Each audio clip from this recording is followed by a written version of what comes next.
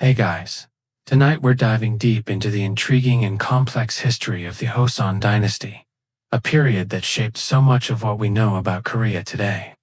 From the rigid social hierarchy to the intellectual struggles for reform, it's a fascinating yet often forgotten story.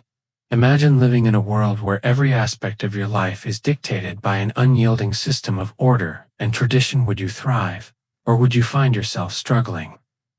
So, before you get comfortable, take a moment to like the video and subscribe, but only if you genuinely enjoy what I do here.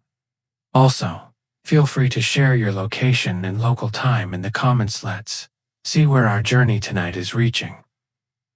Now dim the lights, maybe turn on a fan for that soft background and let's ease into tonight's journey together. You might think that living in the Joseon Dynasty would be a dream, right? After all, we see the beauty of its palaces, the grace of the hanbok, and the sophisticated poetry and art that came from this era. But imagine yourself in the heart of Joseon society, where everything was dictated by an unyielding social order. You're born into a particular class, and from that moment, there's little room for change. The world around you, whether you're royalty or a commoner, revolves around a rigid hierarchy that shapes everything. From the way you dress, to how you speak, to whom you can marry. The Joseon dynasty's social structure was deeply entrenched and governed by Confucian ideals. These beliefs not only shaped political life, but everyday experiences. As you wake up in your modest home, if you're of the lower classes, which is most likely, you are reminded of your place in the world. Your job is determined for you, your opportunities constrained by the social class into which you were born. There's no room for spontaneity in your future. You could be a farmer, a merchant, or a low-ranking official. But the chances of becoming something else, let alone something more, are slim. Imagine the weight of that. Every day, at the top of this social pyramid, are the Yangban, the scholarly elite, the aristocracy. They are the ones who wear the finest silk and live in luxurious homes. They are the ones who, in theory, wield power, but in reality, they, too, are confined by an unseen set of expectations. Above them sits the royal family, which controls the kingdom, but even they aren't entirely free. The truth is, in Joseon, the whole system was designed to keep everyone in line, to make sure that no one stepped out of their place, especially not you. The contrast is stark. On one hand, you have the glittering palaces and endless riches of the aristocracy, and on the other, you have the poverty-stricken commoners, struggling every day to make ends meet. Yet the divide was never questioned openly. The rulers used Confucian teachings to justify this rigidity, which they claimed was necessary to maintain order and harmony in society. Harmony, of course, for them, but certainly not for the peasants, or even many of the officials who had to toe the line without a choice. The one thing that was certain, though, was that everyone had a role. Your position in life wasn't just a career, it was an identity, and it was rigidly enforced. For example, imagine being born a peasant. You'd spend your life working the land, with little chance of ever leaving the fields. If you were a woman, your life would be even more restricted. But it wasn't just the poor who were confined to their roles. The Yangban, the educated elite, were also locked into their own box. They might have more power, but they were constantly burdened by the expectations of their class. In the world of Joseon, the social ladder was inescapable. Historians still argue whether Joseon's strict class system was effective in maintaining stability, or whether it merely perpetuated suffering. But there's no denying that, for many, life was difficult and often unrewarding, especially if you were born at the wrong end of the ladder. You had little choice but to accept your fate. Life wasn't just hard, it was predetermined. You've already learned that Joseon society was defined by its hierarchical structure, but it was the deep-rooted Confucian ideals that made this system even more powerful and often oppressive. Imagine for a moment, you were born into a family of scholars, fortunate enough to be raised in the world of books, classical teachings, and lofty ideas. The role of Confucianism in Joseon wasn't just a set of philosophical beliefs, it was the backbone of the entire state. From the highest king to the lowest peasant, everyone's actions, thoughts, and even their personal relationships were heavily influenced by this philosophy. In the Joseon Dynasty, Confucianism wasn't just a belief system, it was a state mandate. The king, who ruled as the supreme authority, had to uphold Confucian teachings, ensuring that the nation remained in harmony and balance. The entire government was built around this philosophy. Imagine yourself as a government official during this time, where your ability to move up the social ranks depended on your mastery of Confucian texts. The higher your rank, the more involved you were in upholding the principles of loyalty, propriety, and filial piety, which became the sacred pillars of Joseon society. Now, you may wonder how this impacted the average person, especially the commoners. Well, even for you, as someone born outside the elite classes, Confucianism played a crucial role in shaping your life, albeit in a more indirect way. Confucian values emphasized respect for authority, loyalty to the state, and the importance of family above all. But for you, a commoner, these teachings primarily acted as a constant reminder of your place in the world, your family's role, the kind of work you did, the way you interacted with your superiors. Everything was influenced by these values. The lives of common people were not meant to stray from the established norms. Your behavior was constantly scrutinized, not just by your peers, but by the government officials who were determined to ensure that no one strayed from the Confucian path it was.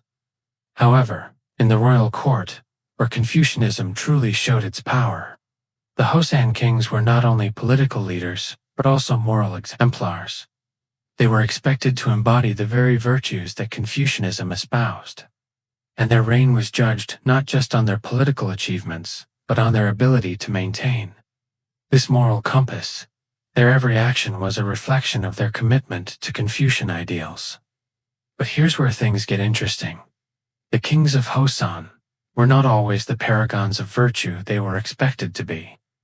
Political intrigue, court conspiracies, and even personal desires led to behaviors that were far from ideal. Historians still debate how much Confucian ideals were practiced in the royal court compared to the degree to which they were manipulated for power. Take King Yongzhou, for example, who reigned during the 18th century. His reign is often regarded as one of the more successful ones in terms of stability and governance. Yet, behind the scenes, the court was riddled with intrigue. Political factions constantly vied for power, and the king himself had to navigate this turbulent landscape. His reign also saw the rise of various intellectual movements, including the Silhak reform movement, which quietly challenged the rigid Confucian structures. But even so, these ideals permeated every corner of Joseon life, affecting everything, from the structure of the military to the rituals of the royal court. You, as a member of this society, are always aware of the delicate balance of power and responsibility. Even if you're a commoner, the influence of Confucianism affects how you view the government, your family, and even your moral duty. The kingdom is so deeply invested in these principles that it affects your daily life, whether you're aware of it or not. In a sense, the kingdom itself is like a living organism, constantly striving for balance and order according to Confucian laws. But you, as an individual, can only exist in this system. You cannot reshape it. Historians continue to argue whether Confucianism's influence helped Joseon maintain peace and stability for centuries, or whether it also contributed to the kingdom's eventual stagnation. While the dynasty lasted for over 5 centuries, it was precisely these ideals that created an environment so rigid and oppressive that it began to suffocate the potential for reform. Now, Imagine that you are not just a member of the daily routine of Hosein society, but someone involved in the rich cultural and intellectual undercurrents that were quietly bubbling beneath the surface. Beneath the visible, rigid hierarchy of Hosa and lay a world of mystery and quiet resistance. This world wasn't visible to everyone. It was hidden in libraries, intellectual circles, and, sometimes, in secretive whispers between scholars. One of the most fascinating aspects of Joseon was its intellectual life, which was both influenced by Confucianism and also subtly pushed back against it, especially through the intellectual movement known as Silahok, or practical learning. Picture yourself as a scholar in the late 16th century. The world around you is dominated by Confucianism, but you find yourself increasingly frustrated by the limitations it places on real-world knowledge. You're part of a growing movement that insists that intellectual pursuits should not just reinforce the old ways, but should focus on practical knowledge that benefits society. This is the birth of Silahok, a reformist movement that quietly questioned the efficacy of the rigid Confucian system. Unlike the traditional scholars who only engaged with ancient texts, the Silahok thinkers were focused on more practical knowledge: agriculture, economics, even the treatment of the poor. For the first time, scholars began to ask questions like, what does this philosophy really do for the common people? Imagine the subtle thrill of reading or discussing new ideas in hushed tones, knowing that challenging the status quo might have consequences. The government, which was still deeply rooted in Confucian ideals, didn't exactly embrace these ideas. To the powerful elite, Silahok was seen as a threat to the established order. But in the quiet corners of Hosein, in study rooms and academies, these new ideas began to take root. You might even find yourself in one of these groups, your mind stirred by the possibilities of change and intellectual rebellion against centuries of tradition. This intellectual movement was also deeply tied to the kingdom's economic reality. Hosein faced ongoing financial instability, and Silahok scholars believed that the country's reliance on outdated economic systems and excessive tribute collection from peasants was a major reason for this. They advocated for land reforms and improved agricultural practices that would benefit the common people. Imagine the challenge of advocating for policies that would redistribute wealth from the aristocracy to the farmers. A daring proposal when the hierarchy was so entrenched. The Silahok thinkers also promoted new agricultural methods and technologies that could better sustain the growing population, which had been steadily rising since the early Hosein years. But this wasn't just a movement of practical ideas. It was also, at its heart, a mystery, a questioning of the old ways that seemed so deeply ingrained in the fabric of the kingdom. The aristocracy and the ruling classes, who derived their power from the old Confucian structure, viewed Silahok as dangerous because it encouraged questioning, and questioning could lead to instability. Those who supported these ideas were often marginalized, or worse, silenced. Imagine yourself living in such a time where ideas with the potential to change the future could also be seen as seditious. The quiet revolution of Silahok wasn't immediately successful, but it laid the intellectual foundation for some of the reforms that would come later in Korean history, even influencing some of the debates around modernity in the 19th and 20th centuries. Historians still debate whether these early reformist ideas had any lasting impact on the fall of the Joseon Dynasty, or whether their influence was too subtle to matter in the grand scheme of things. Yet, for you, as part of the Silahok movement, the stakes were clear. You were part of something larger, something that might not change today, but could change tomorrow. This was one of the hidden worlds of Hosam, an undercurrent of quiet thought and inquiry, slowly chipping away at the vast walls of the Confucian hierarchy. In many ways, it was a battle that would never be fought publicly, but was fought instead with ink, paper, and the quiet murmurs of discontent. It wasn't the type of battle that would make the front page of history books, but for those who engaged with it, it was a revolution nonetheless. As we turn our attention now to the upper echelons of Joseon society, the contrast between the intellectual pursuits of the Silahawk thinkers and the lives of the elite becomes even more stark. Here, in the royal palaces and noble estates, the weight of power and privilege is unmistakable. Imagine yourself stepping into the lavish halls of a Yangban household, where every detail from the arrangement of furniture to the way food is served, carefully curated to uphold the family's prestige. You'd see finely crafted furniture, delicate porcelain, and intricate paintings, all meant to symbolize the family's status and moral superiority. These were the signs of success in Joseon trappings, of a life that could hardly be more removed from the reality of the peasant, or even the low-ranking scholar. But life in this world of luxury and power wasn't as free and easy as you might imagine. Yes, the Yangban were the highest class in society, but their lives were also filled with rigid expectations. They were burdened by their roles, held in place by an invisible set of social obligations that weighed as heavily as any crown. Imagine waking up every day knowing that your entire existence is dictated by an all-encompassing system of ritual, responsibility, and moral duty. Your children must succeed in the civil service exams. Your every action is scrutinized by your peers and the state. Even the way you walk, the tone of your voice, and the way you speak to your elders are all prescribed by the teachings of Confucius. What's more, there is an ever-present tension within the royal court, which serves as a microcosm of the struggles faced by the elite. The king, who may appear to be at the top of the hierarchy, was often at the mercy of his officials, his courtiers, and even the Confucian doctrines that governed his reign.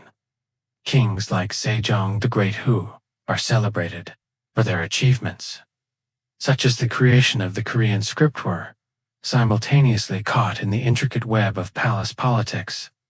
They had to balance their own vision for the country with the powerful factions of the court, who were often more concerned with their personal interests than the well-being of the nation. Imagine being the ruler of a kingdom, only to realize that you are not as free as the peasants you govern. Instead, you are ensnared by the expectations of your advisors, nobles, and even your family. The royal family itself, while occupying the highest point of the social ladder, was not immune to the rigid social codes that ruled the rest of Joseon. The king's wife, for instance, had a role that was both revered and constrained. She could wield considerable influence, but this power was circumscribed by her role as a mother and wife, always measured against the expectations of her Confucian upbringing. The queens of Joseon, despite their political influence, were still bound by their duty to ensure the lineage of the royal family. Imagine yourself as one of these queens, charged with the vital task of producing heirs, your every move and decision watched closely by the king, the courtiers, and the nation. Your private life, as well as your public persona, are shaped by the unyielding demands of duty and tradition. Even those who manage to rise within the royal court, such as officials and high-ranking scholars, could find themselves caught in the complex web of palace intrigue. Every promotion came with its own set of risks, and the political landscape was never as stable as it seemed. In fact, the court was a place of constant plotting and scheming, with factions vying for control and influence over the king. There were constant power struggles, some more obvious, some hidden beneath layers of courtly ritual. Imagine the tension in the air as you walk through the court, never quite knowing who to trust or whose favor to seek. While the elite lived in luxury and were at the very center of Joseon's power structure, their lives were also far from free. They were confined by their roles, their duties, and their responsibility to uphold the moral and political order. Their lives, though filled with comfort and grandeur, were often more fraught with political pressure and personal sacrifice than they may have appeared from the outside.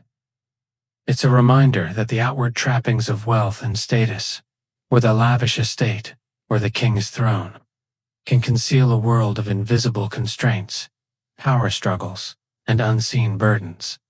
Historians, often debate the extent to which the royal family and the elite were truly powerful in Joseon. Was their authority absolute, or were they merely puppets controlled by the invisible hands of court factions and Confucian tradition? The answer is likely somewhere in between. The outward appearance of power often masked a world of complicated negotiations, constant balancing acts, and a constant awareness of the danger of falling from grace. What remains clear is that the elite, much like the commoners, were bound by a set of expectations that they had little control over, even as they enjoyed the privileges of their social standing. So as you drift through the corridors of the royal palace in your mind, imagine the heavy burden of those who lived there, the ones who had everything but were also held by the invisible chains of Joseon's social hierarchy. Now that you've had a glimpse into the world of the elite, let's step away from the palaces and explore the daily life of the vast majority in Joseon, the common people.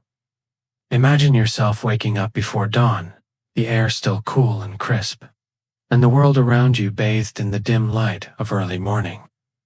You're a farmer, perhaps, or a craftsman, tasked with working tirelessly to support not just your family, but the entire system that upholds the Joseon Dynasty. Your life, much like that of your ancestors, is defined by the land you work on, the craft you master, and the unyielding social order that surrounds you. As a farmer, every day is a constant struggle to ensure the survival of your crops. You rise before the sun and labor in the fields, your back aching as you till the soil or tend to the rice paddies. The work is endless, the seasons unforgiving. Imagine the sound of the wind rustling through the fields, the feeling of sweat dripping down your face as you bend over to plant or harvest. The rhythm of your life is dictated by the seasons, by the needs of the land, and by a system that expects you to keep working without question. The only reward for your labor is a meager living, just enough to get by, and the promise of a future where your children may inherit your role. There's no escape from this, no upward mobility, no chance to break free from the cycle of labor. This isn't to say that your life is devoid of meaning, though. In fact, the community around you plays a vital role in sustaining you. There's a shared sense of solidarity among the lower classes, a bond formed through mutual struggle. The local market, where goods are traded, becomes a vital space for you to gather with others, exchanging news, gossip, and sometimes the remnants of your hard-earned goods. The market's atmosphere is alive with the smell of fish, grains, and freshly made tofu, with the hum of voices bargaining over prices. You find moments of respite here, even if they are fleeting, before returning to your tasks. But even in the market, the social hierarchy is palpable. There's little room for deviation from your designated place. If you're a farmer, you're unlikely to cross paths with the yangban, the educated elite, unless you're delivering your produce to their estates. These elite are not often seen in the market, and when they are, their very presence makes others shuffle aside, bowing in deference to their social superiority. The difference between you, a humble peasant, and them, the wealthy scholars or officials, is obvious. There's no mistaking who holds the power. This power dynamic is reinforced every day, subtly reminding you of the unbreakable barriers between your world and theirs. But this world, despite its limitations, also has moments of beauty and joy. As you toil in the fields or sit down for a humble meal, there's a quiet rhythm to your life. The days blend together in a steady flow, and though your circumstances may never change, there's a comfort in the predictability. It's not a life of luxury, but it's a life lived with purpose. In the evenings, after a day's labor, you might sit with your family, sharing a bowl of kimchi or rice, savoring the warmth of their company as the night sets in. This is the essence of life for a commoner in Joseon. Life marked by hard work, but also by community, by the slow passage of time, and by the shared understanding that, for all its struggles, there's beauty in the simplicity of the world around you, even in the harshest moments, though Your survival depends on the larger system that governs Joseon. You are beholden to your landowner, and your taxes are collected with an iron hand. These taxes, which often leave you with little to live on, are the price you pay for a place within this rigid hierarchy. And the price is steep. Your labor is exchanged for just enough to survive, but never enough to thrive. And yet, you must continue, because there is no alternative. Historians often debate the true extent of the suffering of the common people in Joseon, but the reality for you is clear. Survival is a constant struggle. The system might seem unyielding, but you adapt to it, day by day, in a way that feels almost second nature. You don't challenge it. You simply endure it. It's a cycle of life that has repeated itself for generations, and it's one that will likely continue for generations to come. There are no revolutions, no outcries, just a steady persistence, a quiet acceptance of the system that governs every aspect of your life. Still, every so often, you might hear whispers of change, of new ideas spreading among scholars, of movements that question the system. But for now, these are just whispers, and for someone like you, the reality is clear. Change is unlikely. The world you inhabit is defined by its strict rules, and while some may dream of something different, the truth is that your life will most likely remain tethered to the land, to the duties of your class, and to the unyielding expectations of Joseon society.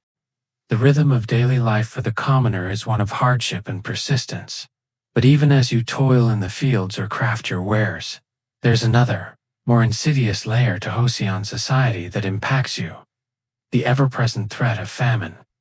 The cycle of seasons, while comforting in its predictability, can also be devastating. You've seen it before: periods of drought that leave the soil barren, or floods that wash away your crops. Every year brings new challenges, and as the seasons change, so too does the struggle to survive. This uncertainty is something you've grown accustomed to. The threat of famine looms over your life like a shadow, and you live each day knowing that tomorrow could bring the end of your harvest or worse, a famine that consumes the entire region. Picture yourself in the fields, working from dawn to dusk, watching the sky for signs of change. A dry, cracked earth means the rice paddies won't yield enough to feed your family. The constant worry gnaws at you as you labor under the harsh sun, knowing that the whims of the weather are all that stand between you and the devastating possibility of hunger. During these times, people often resort to desperate measures. Farmers, like you, sometimes had to make do with whatever they could scrounge, foraging for wild plants or eating meager meals just to stretch their rations. The poor of Joseon, even those who worked the hardest, often found themselves teetering on the edge of starvation. But the suffering wasn't limited to the poor. The entire kingdom felt the sting of famine, though it was experienced in drastically different ways depending on your place in society. If you were part of the elite, your wealth could shield you from the worst of it. You might still find your stores running low, but the desperation that gripped the common people would never touch your door. For those in power, the response to famine was often dictated by politics rather than concern for the people. The government might impose new taxes or increase tribute demands, further exacerbating the suffering of the farmers who were already struggling to survive. Imagine, though, that you're one of the wealthier officials in the capital, tasked with overseeing the response to the crisis. You are acutely aware that famine will soon hit the city's walls, and the only thing standing between you and a public disaster is the ability to manage resources and quell any unrest. But the truth is, no one, not even the highest officials, could truly protect themselves from the ravages of nature. Famine was a great equalizer, one that could bring down even the most powerful families, ruining their estates and diminishing their political power. Historians continue to debate the scale of famine's impact on Joseon society. Some argue that the famine was an inevitable consequence of poor land management and insufficient infrastructure. Others claim that it was a result of the elite's corruption and the overtaxation of farmers. What is undeniable, however, is the impact that such disasters had on the stability of the dynasty. Time and again, natural disasters, weather floods, droughts, or pestilence, exposed the weaknesses in the system and strained the fragile social fabric of Joseon society. For the common people, the cycle of famine was just another reminder of the precariousness of life. You are reminded constantly that your survival depends not only on your labor, but also on the whims of nature. You can work as hard as you like, but when the weather doesn't cooperate, all that labor is for naught. For many, this constant uncertainty became a way of life, one that shaped how they viewed their future and their place in the kingdom. And yet, despite the constant threat of hunger and loss, the resilience of the people is something that has endured through history. Even when the harvest failed, there was always the hope of next season, the belief that the cycle of nature would eventually turn in their favor again. This simple, quiet persistence is the spirit of Joseon's peasants, who kept working, year after year, through famine and plenty alike. It's a testament to their strength and fortitude. Even in the face of overwhelming odds, the true cost of famine was not just in the loss of crops or the devastation of families, it was in the way. It exposed the fragile nature of Joseon's social order. Famine, like disease, didn't recognize rank or class, but it did serve to highlight the deep inequities in the system.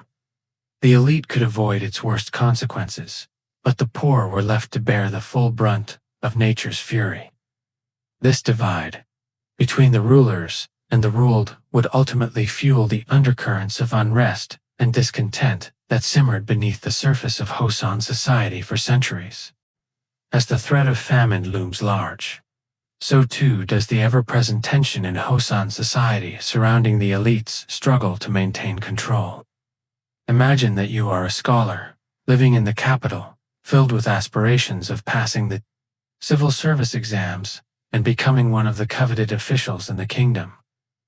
You dedicate yourself to the study of Confucian texts, working tirelessly to master every principle and philosophy that will allow you to advance in the rigid hierarchy of Joseon.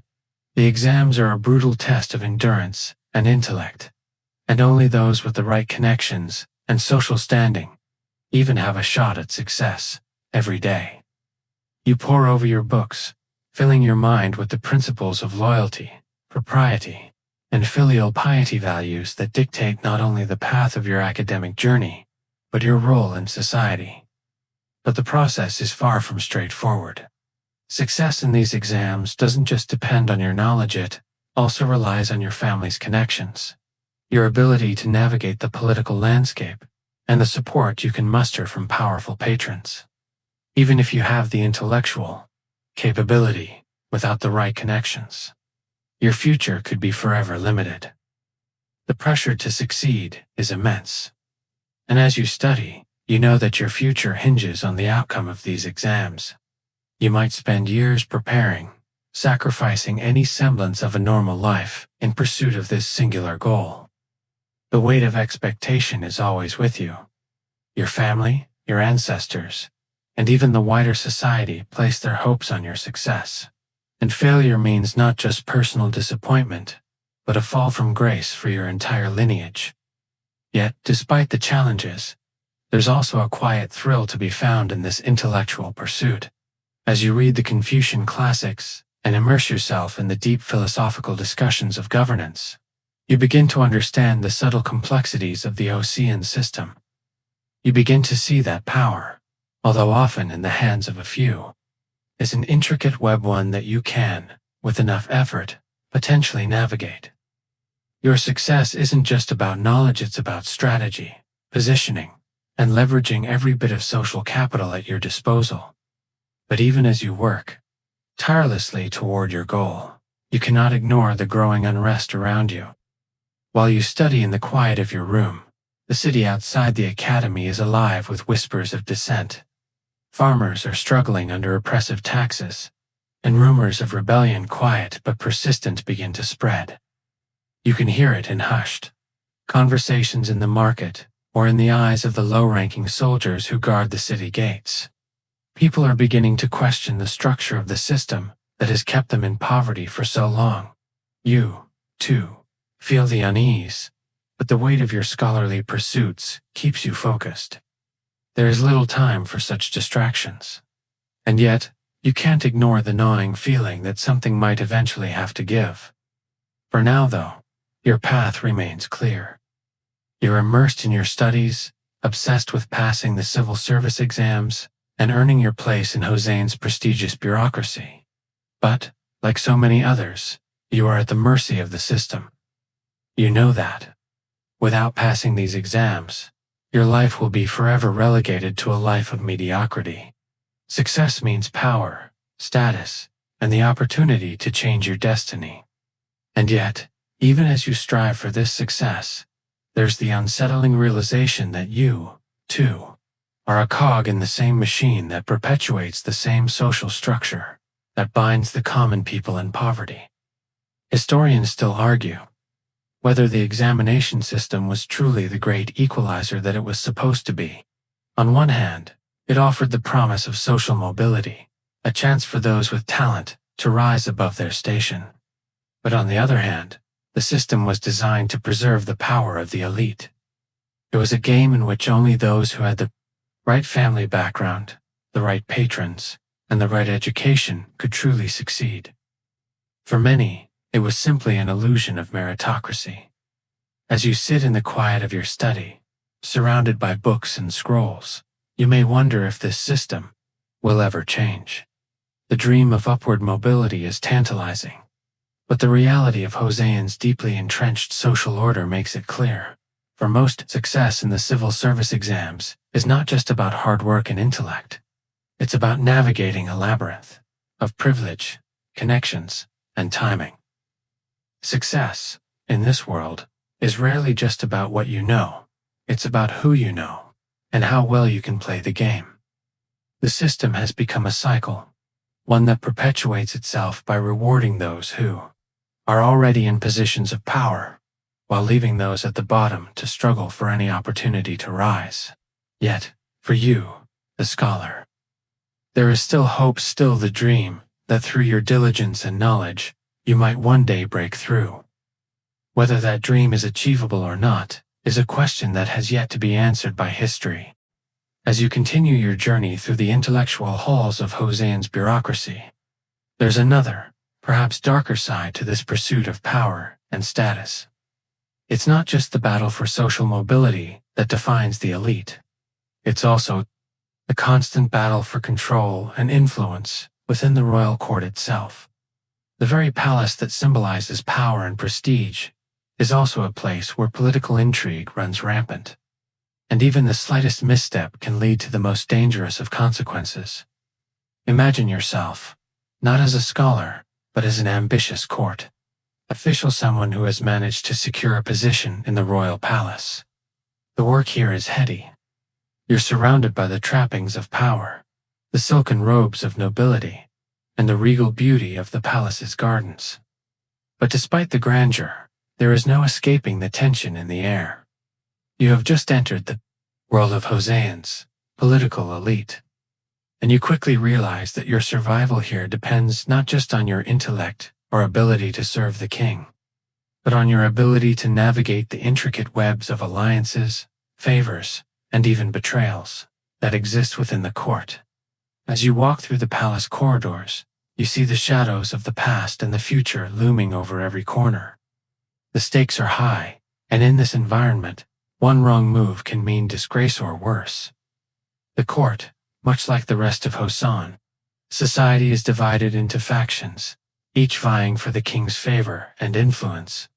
These factions are often based on family ties, ideological differences, and even personal vendettas that have been passed down through generations. Imagine the quiet murmurs as you move through the court, the side glances, the whispered conversations. You are constantly aware that, at any moment, the balance of power could shift. One faction could rise to prominence, pushing another to the brink of ruin. And you, a newly appointed official, must choose your allegiances carefully. Every conversation, every meeting, every decision could tip the scales in one direction or the other. You are both a player and a pawn in this political chess game.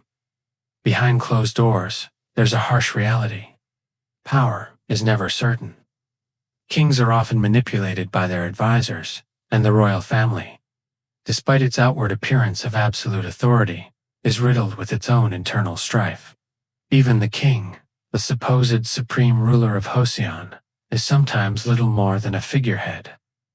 His decisions are heavily influenced by his closest advisors, who are themselves embroiled in their own power struggles. In some cases, kings were even murdered or exiled by those who wielded real power behind the scenes.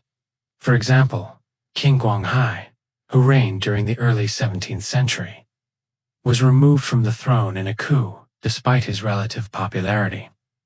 Imagine yourself in the place of the courtiers during such a time, wondering if the same fate might befall you should the political winds shift. In the midst of this power struggle, your life is anything but secure. You must be cautious with your words, selective in your friendships, and always aware of who holds the king's ear. Every conversation you have could be a step towards securing your position or a potential betrayal. Even the smallest misstep could cost you dearly. One wrong word, one slip of the tongue, could have you exiled to the farthest corners of the kingdom, or worse, sent to the executioner's block. It is a life lived in constant tension, where even your closest confidants might have their own agendas, and where the slightest hint of disloyalty could lead to your downfall. For the common people, the goings-on of the royal court are distant and often incomprehensible. They can't see the whispered conversations in the palace, the slow burn of conspiracy, or the manipulation that shapes the decisions made by their rulers. They simply see the effects of those decisions, the ever-increasing taxes, the harsh punishment of dissenters, and the constant reminders of their place in the rigid social order. Yet, despite the distance, these struggles within the court impact them directly.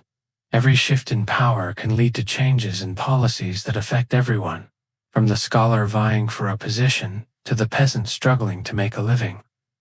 And as the court factions shift, so too do the chances for reform, for better or worse. Historians still debate how much the constant political turmoil within the court contributed to the eventual decline of the Joseon Dynasty. Some argue that the political instability left the kingdom vulnerable to foreign invasions and internal collapse, while others claim that the division within the court was merely a symptom of a much deeper systemic problem: the inability to reform and adapt to the changing needs of the people. Regardless of the cause, one thing is clear: the elite's constant struggle for power, while seemingly distant from the lives of the common people, was deeply intertwined with the social fabric of Joseon. The kings, courtiers, and officials were all part of a system that, despite its outward appearance of stability, was rife with instability and uncertainty. In the end, no matter where you stand in this vast hierarchy, whether you're a lowly scholar, a commoner, or a member of the royal court, you are caught in a web of power, loyalty, and intrigue.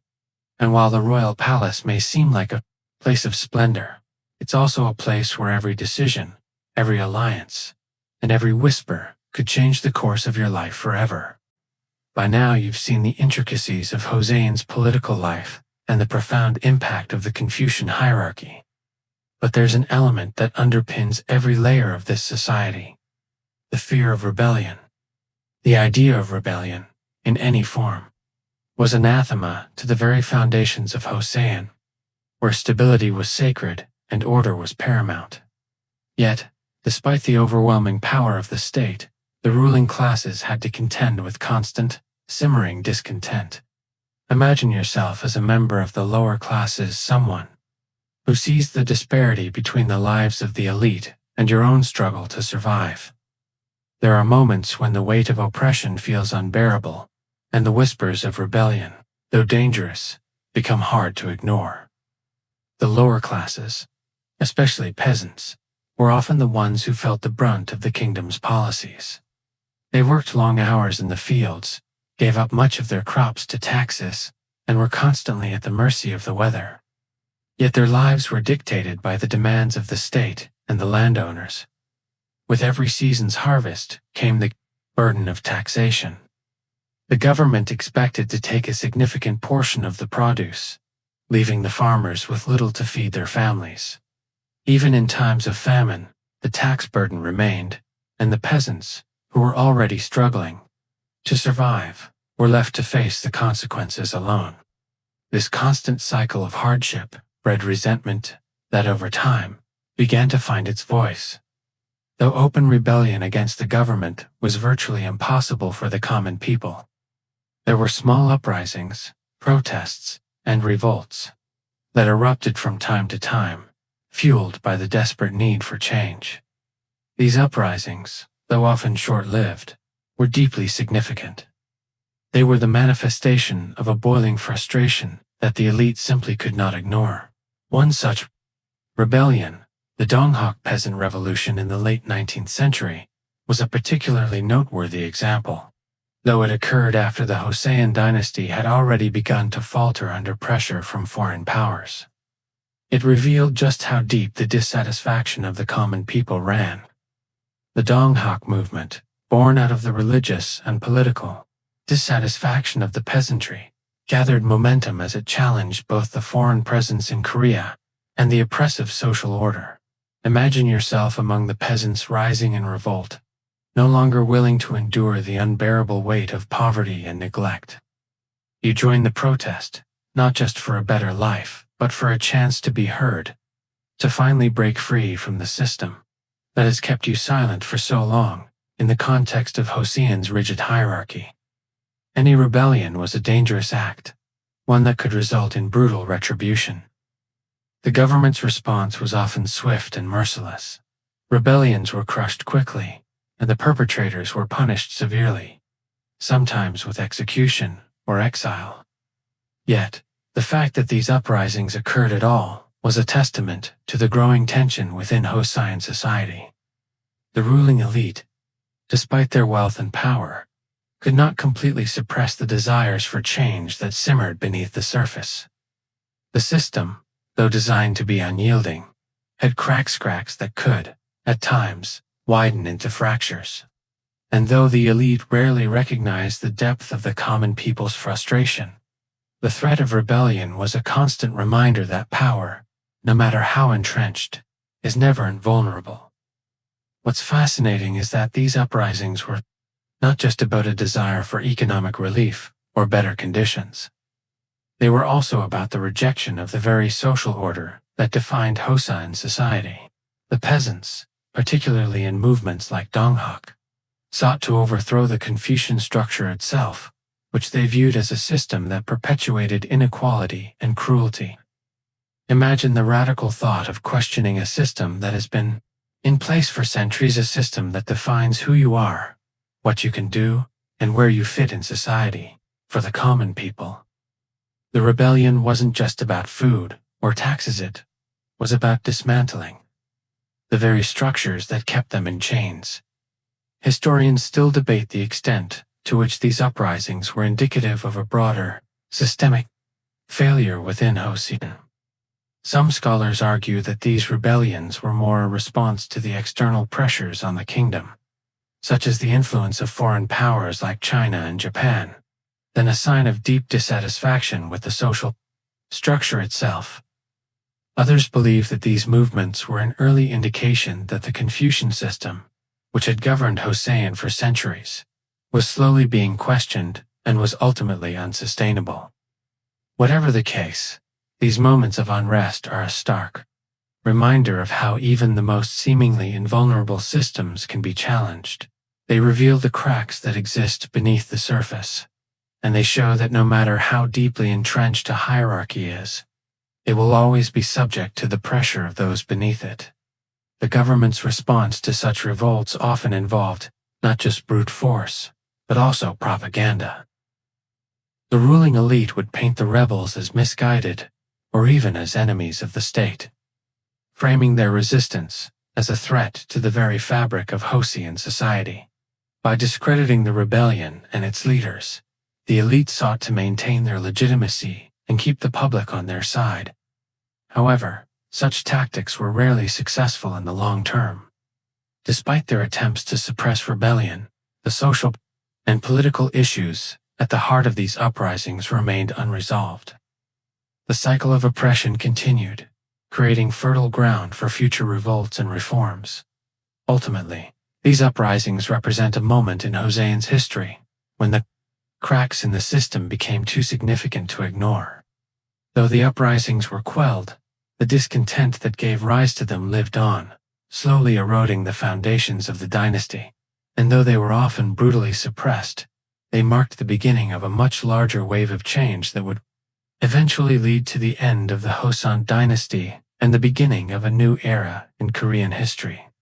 Now that we've ventured into the simmering discontent beneath the surface of Joseon society, it's time to take a closer look at the enigmatic world of the Joseon Dynasty's military.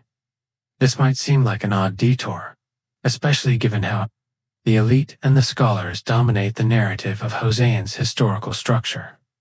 However, the military, though often overlooked, played a crucial role in maintaining the empire's power, especially in the face of constant foreign threats. Picture yourself as a soldier in Joseon, tasked with defending the kingdom from both internal and external dangers, yet bound by the same rigid social hierarchy that governs every aspect of your life. You wear the same basic armor as the next soldier, eat the same rations, and spend your days preparing for war, an unglamorous yet vital task. Joseon's military, like its society, was structured around strict codes of duty and loyalty. The soldiers, many of whom were drawn from the lower ranks of society, spent their lives in service to the crown, often with little reward beyond the promise of food and shelter. You, as one of these soldiers, find yourself living a life of discipline and austerity, spending long hours training, often in harsh conditions, and facing the ever-present threat of war. The kingdom's borders were constantly under threat, especially from the rising powers of Japan and the Qing dynasty. The Joseon military was tasked with defending against these external forces, but its soldiers were often poorly equipped and underpaid, and many of them lived on the outskirts of society. Overlooked and undervalued, the primary goal of the military, aside from defense, was also to maintain internal order. The Joseon military wasn't just about fighting foreign invaders. It was also about keeping the peace within the kingdom. As a soldier, you were often called upon to enforce the will of the state, putting down uprisings and ensuring that the peasants followed the rules set by the elite. This dual role, as both defender of the kingdom and enforcer of the social hierarchy, placed you in a difficult position. You've had to navigate the complex relationships between your fellow soldiers, the elite, and the common people you were meant to protect and control. The army's role, particularly during times of internal unrest or foreign invasion, is often romanticized in Joseon's historical records with tales of heroism and valor. However, the reality was far more grim. Training was harsh, supplies were sparse, and the constant threat of warfare and injury loomed over you. Despite the importance of the military in protecting the kingdom, soldiers were often the lowest rung in the social hierarchy. With little prestige or recognition, they were seen as expendable, and many lived in poverty, far from the comforts of the noble courts. To add another layer of complexity, the Joseon dynasty was often forced to engage in military campaigns due to the geopolitical pressures of the time. Japan and the Qing dynasty were both powerful forces in the region, and Joseon, often caught in the middle, had to balance diplomacy with military action. Imagine yourself standing on the walls of a Joseon fortress, looking out across the water at the distant sails of the Japanese invaders. You know that the kingdom is vulnerable, that even the slightest misstep could result in the kingdom falling into enemy hands. But despite your training and readiness, you have to grapple with the fact that you are merely a pawn in the larger political struggles between empires. Your life, while filled with duty and honor, is ultimately expendable in the eyes of those in power. The most famous example of Joseon's military struggle was the Imjin War, or the Japanese invasions of Korea in the late 16th century. During this period, the kingdom was thrown into chaos as Japan, under Toyotomi Hideyoshi, launched a series of invasions. Imagine the desperation of those days where soldiers, farmers, and common people alike were swept into the conflict. The invasion devastated the kingdom, and the military, despite its best efforts, struggled to defend the country. It was only through the legendary efforts of figures like Admiral Yi Sun-sen that Joseon was able to eventually repel the Japanese invaders. The battle at the Battle of Myeongyang is often hailed as a triumph of Joseon military strategy, where Ye's fleet, despite being vastly outnumbered, managed to destroy the invading forces. But for most soldiers, these heroic tales were far removed from their own daily experiences. You, as a soldier in the Joseon military, would be more familiar with the grind of daily life, the constant preparation, and the long stretches of time spent away from home. Your family's life may not have changed much, even as you fought to protect them. The lack of recognition for your efforts, the meager rewards, and the constant uncertainty about the future. This was the reality for the vast majority of soldiers. Historians often debate the effectiveness of the Joseon military. Was it truly capable of defending the kingdom from foreign threats? Or was it a symbol of a nation that had grown complacent and weak? Some argue that the military's downfall was a result of corruption, poor leadership, and an overemphasis on Confucian ideals, which left little room for military innovation. Others believe that the external pressures of the time, combined with the sheer scale of invasions, were too much for the military to handle. Either way, the military's struggles were emblematic of the broader issues facing Joseon, where a deeply entrenched social structure and rigid bureaucracy made it difficult for the kingdom to adapt to the rapidly changing world around it. For you, as a soldier, the work may feel thankless, but your service is a vital cog in the machine that keeps the kingdom running. Despite the hardships, you hold on to the belief that your duty is noble, that you are protecting the land and the people you love, even if the world around you seems indifferent to your sacrifice. With the military struggle now behind us, it's time to focus on another area of Joseon society that has always been fascinating: its complex relationship with art and culture. On the surface, the Joseon Dynasty was built upon the rigid foundation of Confucianism, which valued scholarship, order, and propriety above all else. But beneath this veneer, the dynasty also gave birth to a rich and unique artistic tradition. Art, particularly painting, ceramics, and literature, became not just a means of personal expression, but also a tool of social control and, at times, a quiet form of resistance. Imagine yourself as an artist during the Joseon Dynasty. Your work isn't just about beauty, is deeply influenced by the social, political, and philosophical currents of the time. You might find yourself as a painter, facing restrictions on what you can depict. The Confucian ideals that governed society also shaped art, often limiting the subject matter to portrayals of nature, historical figures, or moral lessons. This wasn't to say that artists had no freedom.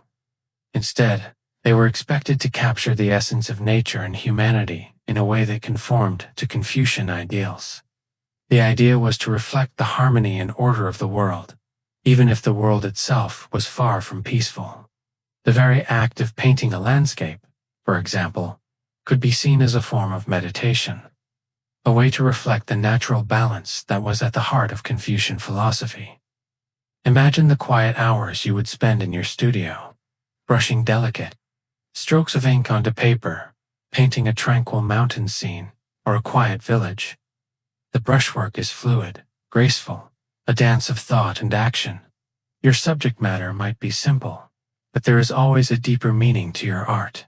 The painting, though aesthetically pleasing, is a reflection of the world's hidden order, a reflection of the harmony between nature, society, and the human soul. In this way, art becomes a quiet rebellion, a method of speaking truth to power without words. By capturing the essence of life as it should be ordered, serene and whole. Of course, not all art in Joseon was bound by these principles.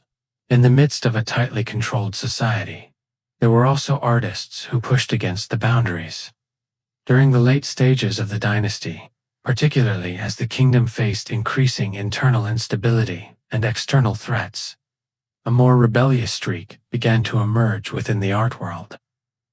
Some artists started to depict more intimate scenes of everyday life, shifting away from the grandiose depictions of court life and landscapes that were traditionally favored by the elite. These artists were interested not just in portraying the idealized world of Confucian harmony, but in capturing the raw, unvarnished reality of human experience. Take, for example, the work of the famed painter Joseon Dynasty. His genre paintings, which depicted ordinary people, often women and courtesans, in moments of private contemplation, became some of the most renowned works of the period. His works were far from the moralizing, didactic paintings that the Confucian elite preferred. Instead, they offered a glimpse into the intimate lives of people, highlighting their emotions, struggles, and desires. To imagine yourself in the shoes of a painter like Joseon Dynasty is to imagine the challenge of creating beauty amidst a society that demanded conformity. A challenge of working within a system that was as much about appeasing the elite as it was about preserving one's own creative freedom. Literature, too, played an important role in Joseon culture. While many of the kingdom's most influential works were heavily influenced by Confucian teachings, there were also stories of individuals who lived outside the boundaries of social norms, who defied tradition in some way. Poetry, often composed by scholars, was another form of art that reflected the personal emotions and philosophical reflections of its creators. Imagine yourself as a scholar poet, writing in the quiet hours of the night, your brush moving slowly across the paper as you reflect on your place in the world. You might write of the beauty of nature, the impermanence of life, or the suffering caused by the rigid social structure you are bound to. These words, though often seemingly innocent on the surface, carry a quiet subtext, one that speaks to the struggles of the people beneath the weight of the elite's control. However, art in Joseon wasn't merely about rebellion or resistance. It was also a method of transmitting and preserving knowledge, a tool that allowed the elite to communicate their values and ideals to the broader population. Ceramics, for example, were highly prized during the Joseon period, and the refined art of pottery became a symbol of social status. The famous blue and white porcelain of the Joseon Dynasty was not just functional, it was a sign of taste, wealth, and connection to the royal court.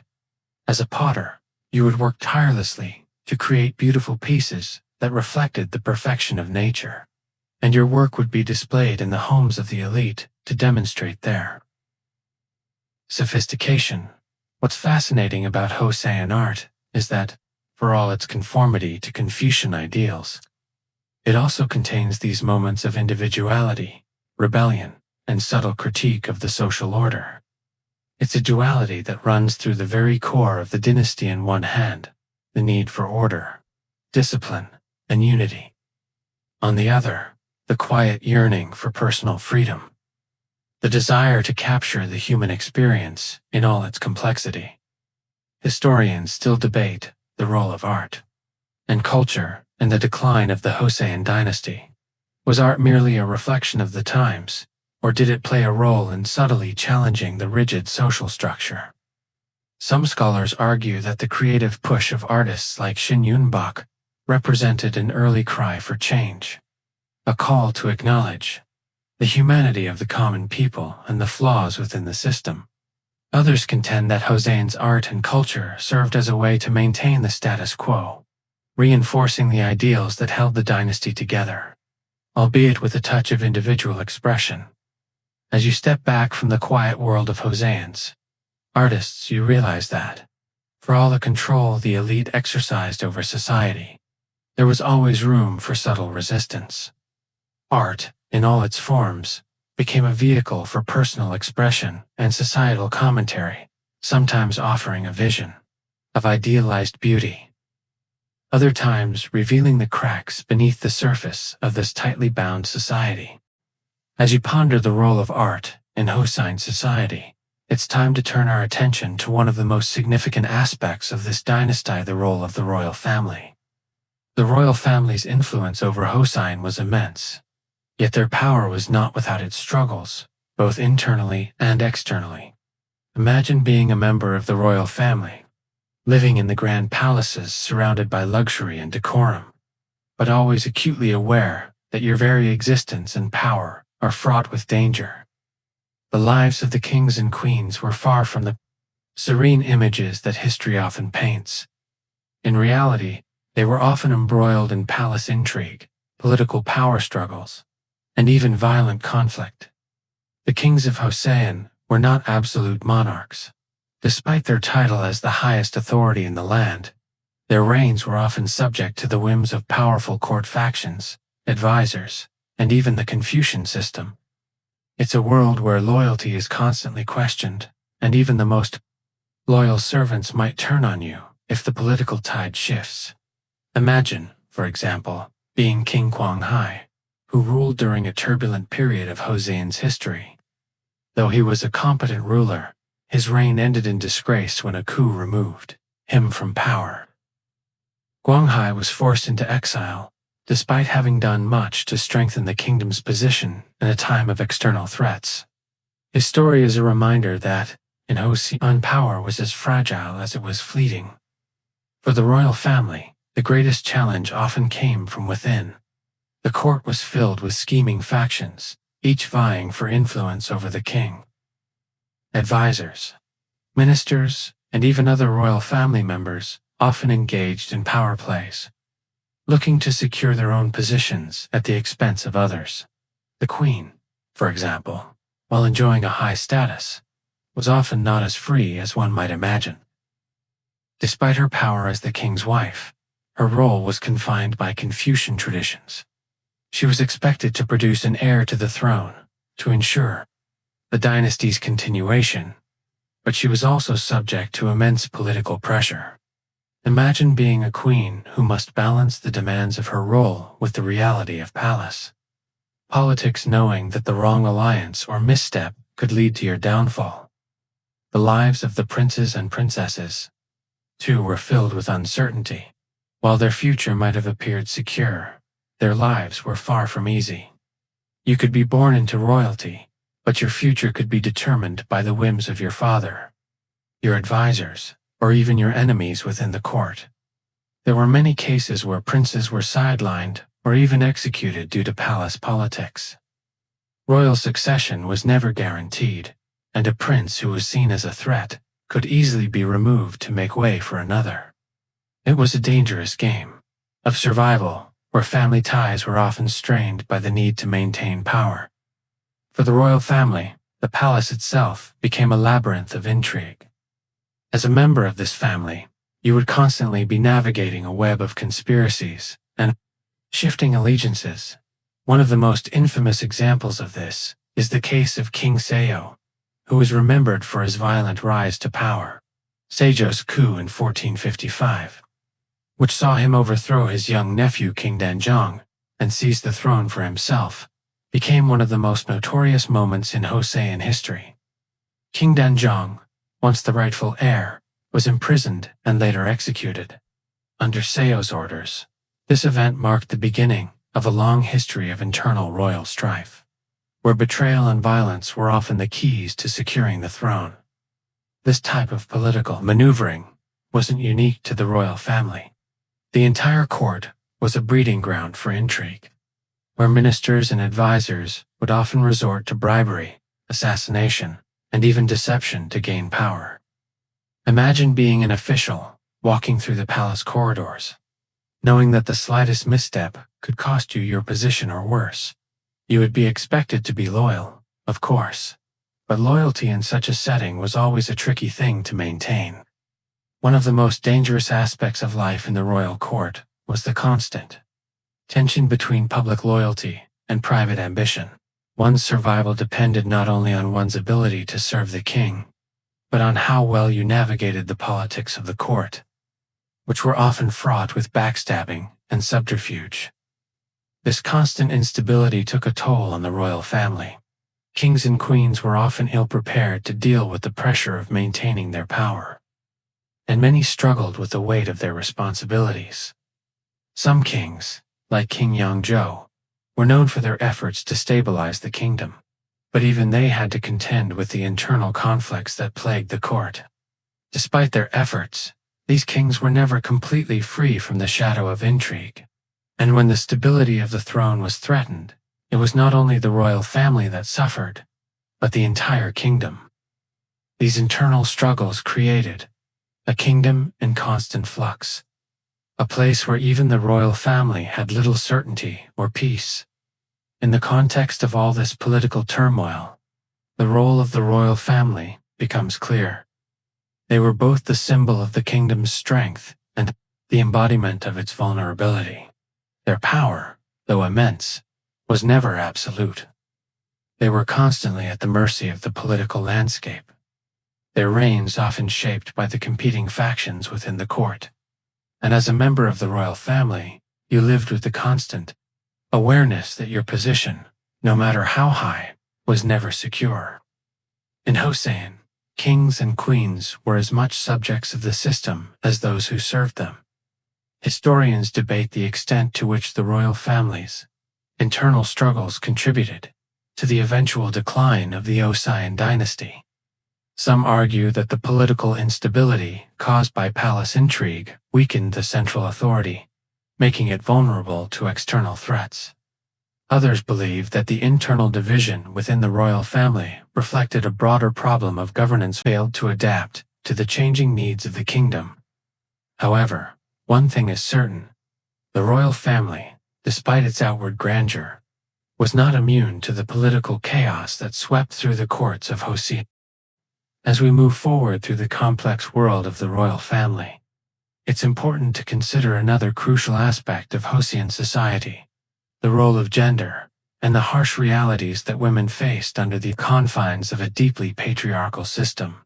While the lives of men, especially those of the elite and royal families, were often scrutinized in history, the experiences of women in Joseon were far more marginalized, yet no less significant. Imagine yourself as a woman in Joseon, perhaps, born into a noble family, or as a servant in one of the royal palaces. The very fact of your birth means that your life is shaped by the rigid expectations and limitations of gender. If you were born into the elite, your life would not be entirely devoid of privilege, but it would still be defined by strict roles. As the daughter of a Yangban family, you would be raised with the expectation that you will marry well, bear children, and uphold the family's honor. Your education, while likely focusing on arts like painting, poetry, and embroidery, would never prepare you for any form of independence. In fact, even your thoughts and actions would be heavily regulated. Women in Joseon were expected to maintain modesty, and their behavior was always under the watchful eyes of their families and the state. Your most important task in life would likely be to bear sons to continue the family line and serve the dynasty's enduring legacy. For those in the royal family, the expectations were even more stringent. As the queen, your role was primarily defined by your ability to produce an heir. You were constantly under the pressure to ensure that the royal bloodline continued, an expectation that often caused immense personal strain. The king's wives and concubines, despite their positions of power, were often trapped by their duties and expectations. While you might have some degree of political influence, your role in Joseon society was still confined to the family and the palace. However, the lives of women who were not born into privilege were far more difficult. The majority of women in Joseon society, especially those who were born into lower classes, spent their lives working tirelessly to support their families. They were expected to manage the household, work in the fields, or assist in the production of goods, often without the ability to claim any personal autonomy. The rigid gender roles placed on women meant that your worth was directly tied to your ability to serve your family and society, rather than your individual desires or aspirations. As a woman of the lower classes, you had few options for self-advancement. Marriage was often the only route out of your family's household, but even then, you were still subject to the will of your husband and his family in the royal court. Women could also play a more subtle but important role in the kingdom's politics. Queens and concubines often influenced the political landscape, especially when it came to the selection of the next king. However, these women's powers were limited. They may have been able to influence decisions in the court, but their voices were rarely heard outside the confines of the palace walls. Your primary role, regardless of whether you were a member of the royal family or a noblewoman, was to ensure the continuation of the family and the dynasty, not to express your individual desires or wishes. Despite this rigid structure, women in Joseon were far from passive. While their power was often indirect, they found ways to assert themselves within the confines of their social roles. In the literary world, women were responsible for some of Joseon's most important works of poetry and prose. Imagine yourself as a woman poet in this period, writing in the privacy of your home or in the corners of the palace, reflecting on your experiences and the frustrations that come with living in a system that constantly seeks to define your worth by your gender. Women's poetry often reflected the internal struggle of navigating a world that expected them to remain silent, restrained, and compliant, yet allowed for the brief moments of self-expression through art and writing. Take, for example, the works of Lady Haijong, the mother of King Zhongzhou, who was famous for writing her memoirs, known as the Memoirs of Lady Haijong. In these writings, she reflected on the political intrigue and betrayals that shaped her life, especially during the reign of her husband, King Yeongjo. Her account offers a rare glimpse into the personal life of a queen in Joseon and provides a window into the world of royal women who, despite their seemingly lofty positions, were often caught in the crossfire of palace politics. As Lady Haijong's memoirs reveal, being a queen in Joseon wasn't just about luxury and power. It was about surviving the internal conflict and intrigue that defined the royal court. Despite all these restrictions, Joseon women still played an active role in shaping the cultural and intellectual life of the kingdom. They contributed to the flourishing of art, poetry, and even intellectual movements. Though their contributions were often overshadowed by the male-dominated narratives of history, the lives of women in Joseon beside the royal palace serve as a testament to their resilience and ability to find small spaces of agency within a rigid system. Historians still debate the extent to which Joseon women were truly confined by the Confucian structure, or whether they were able to carve out spaces for themselves in the cultural and intellectual life of the dynasty. Some scholars argue that women in the royal family had far more power and agency than we typically acknowledge, while others suggest that women, even those in the elite classes, were significantly oppressed by the patriarchal nature of Joseon society. Regardless, it is clear that women, whether as queens, concubines, or commoners, had to navigate a deeply restrictive social order, where their roles were defined for them, yet they still found ways to assert themselves and impact the cultural fabric of their time. As we move forward, it's essential to understand the consequences of Joseon's strict social hierarchy, not just on the royal family or the commoners, but on the intellectual and philosophical progress of the kingdom. As we've already seen, Joseon was governed by the rigorous ideals of Confucianism, but this framework was not without its flaws. While Confucianism provided a sense of order and stability, it also became a barrier to much-needed reform. The intellectual rigidity that defined Joseon society, especially in the later years of the dynasty, made it difficult for the kingdom to adapt to the changing political, social, and economic pressures of the time. Imagine yourself as a scholar. In the late Joseon Dynasty, You've spent your life dedicated to the study of Confucian classics and have diligently adhered to the expectations of your class. But as time passes, you begin to sense that something is wrong. The society you once believed was built on moral clarity and balance now seems stifling. The rules that once guided your life have become shackles, limiting intellectual and political growth. The social hierarchy, which once ensured stability, has now become an anchor weighing the kingdom down, and you feel caught between the rigid ideals of Confucianism and the growing awareness of the need for change. The debates among Joseon's intellectuals and reformists were often centered around this tension. There were those who clung to the belief that Confucian ideals were the foundation of a harmonious society and should be upheld at all costs.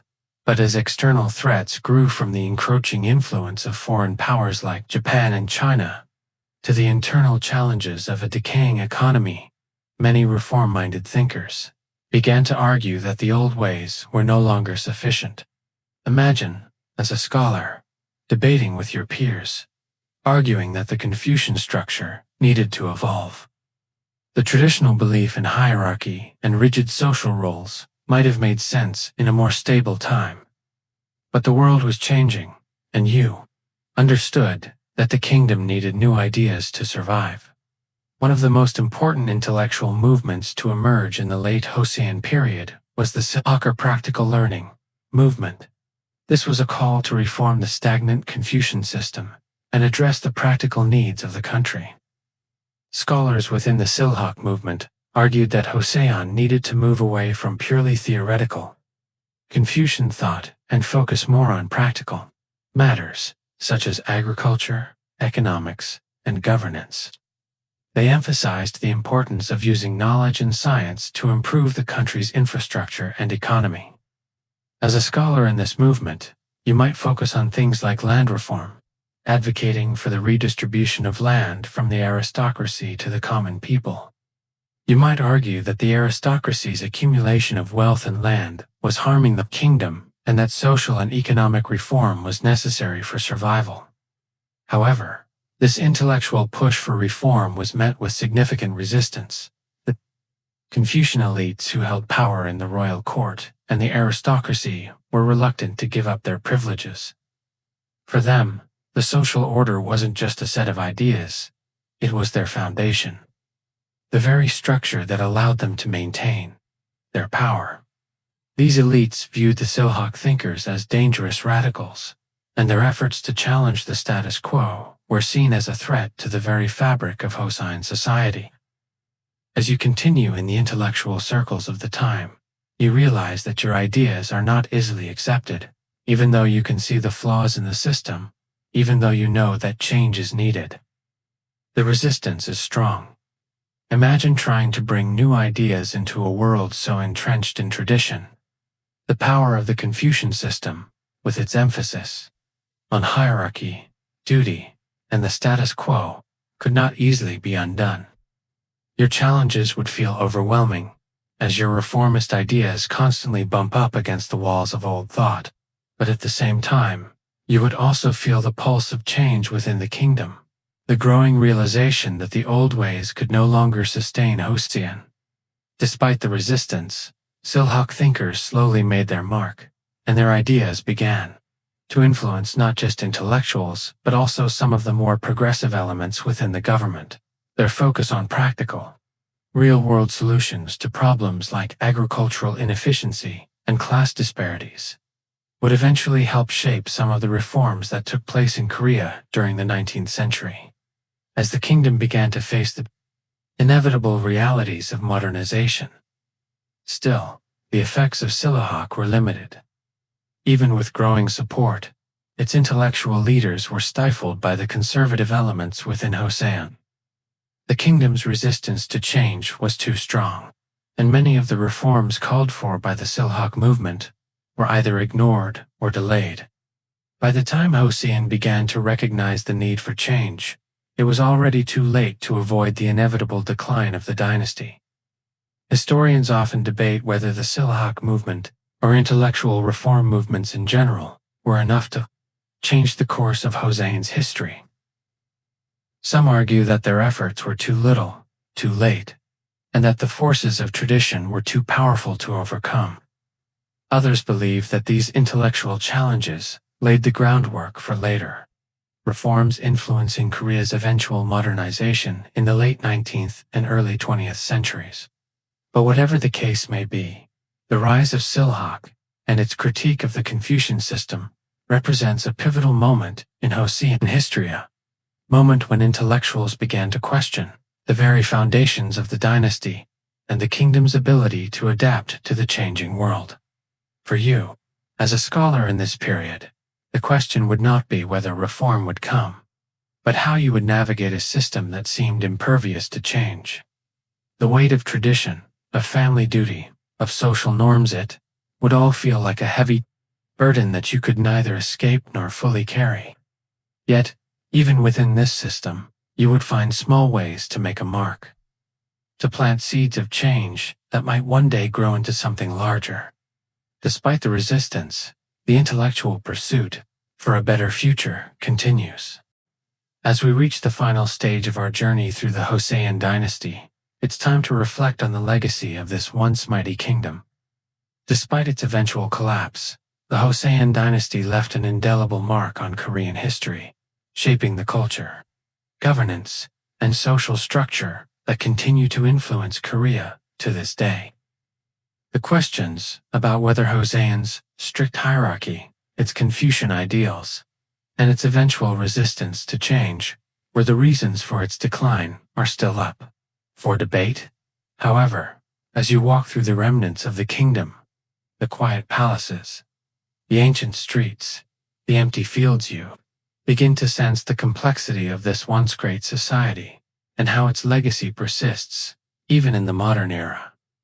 Imagine standing in the heart of Seoul today, walking past the majestic Gyeongbokgung Palace, one of the many remnants of Joseon's grandeur. The palace, though it has been renovated and restored over the years, still holds the quiet echoes of the past. You can picture the bustling court life of the Joseon era, the king, the courtiers, the scholars, and even the servants all moving through the grand hallways, navigating a system of hierarchy that was as rigid as it was omnipresent. And yet, even as you stand there, looking at these grand structures, you feel the subtle shift of time. Joseon is gone, but its impact is everywhere. The deeply ingrained Confucian values, which once guided the kingdom, still influence modern Korean society. Family, respect for authority, and education remain cornerstones of Korean life, just as they were during the Joseon period. However, it's not just in the traditions that we see Joseon's lasting influences. In the very nature of modern Korean identity, much of the structure of Korean society today, including its political and social systems, finds its roots in Joseon's hierarchical framework. Though modern Korea has evolved far beyond the restrictions of the past, the legacy of Joseon is complex, filled with both pride and regret. The strict class structure, while a source of stability and order, also created deep inequalities that took centuries to undo. The Confucian ideals that brought about harmony also stifled intellectual progress and innovation. The Joseon dynasty's resistance to change, particularly in the later years, prevented it from adapting to the rapidly changing world. These tensions between tradition and progress, between stability and stagnation, are what ultimately contributed to its decline. The final years of the Joseon dynasty were marked by external pressure and internal turmoil.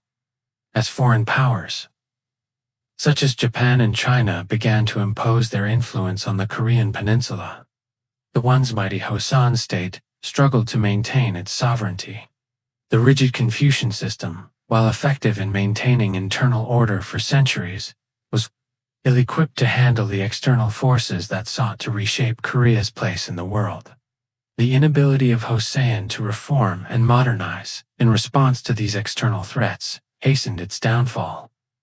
Imagine the sense of helplessness that must have swept through the royal court and the intellectual elites as they watched their kingdom crumble under the weight of foreign influence, unable to adapt to the changing times.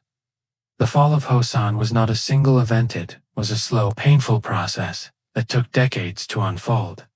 As we look back at the Joseon period, we see not just the triumphs of its greatest rulers and the achievements of its intellectuals, but also the limitations of its social order and governance. The collapse of Joseon was a reminder that even the most well-established systems of power, no matter how ingrained in the fabric of society, are vulnerable to the forces of change. It was a reminder that the human desire for freedom, justice, and progress cannot be fully contained by any system, no matter how carefully crafted. Yet, despite its eventual fall, Joseon's legacy lives on in the modern world. In the language, the culture, the traditions, and the very values that continue to define South Korea, the fingerprints of Joseon can still be found. The art, literature, and philosophy of the Joseon era still influence contemporary Korean thought and culture. Even the very concept of duty and honor, central to Confucianism, continues to resonate with people today. The world may have changed, but the echoes of Joseon remain sometimes subtle, sometimes profound, but always present. For you, as a modern-day observer of Joseon's history, the lessons of this once great dynasty are clear. The rise and fall of the Joseon Dynasty serves as a powerful reminder that no system, no matter how entrenched, can remain unchallenged forever. The resistance to change, the reliance on tradition, and the failure to adapt to new realities eventually led to the collapse of the kingdom. But it is also a story of resilience, of a society that thrived for over 5 centuries, deeply shaped by its ideals and its people. As you reflect on the story of Joseon, you realize that history is not just a record of past events. It's a reflection of the human experience itself. The rise and fall of empires, the tension between tradition and progress, the struggle for power and autonomy. These are themes that continue to shape the world we live in today.